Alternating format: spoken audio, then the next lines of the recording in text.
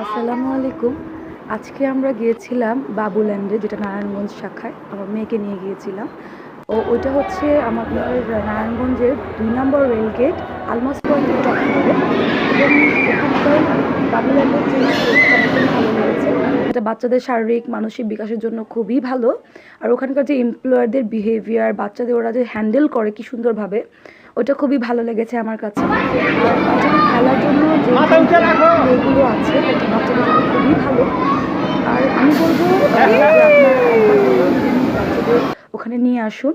বাচ্চারা ওখানে খেলার পরে খুব এনজয় করে এবং শিখতে পারে। সবচেয়ে বড় বিষয় হচ্ছে ওরা ওখানে শিখতে পারে, শেখাটাই হচ্ছে বড় বিষয়।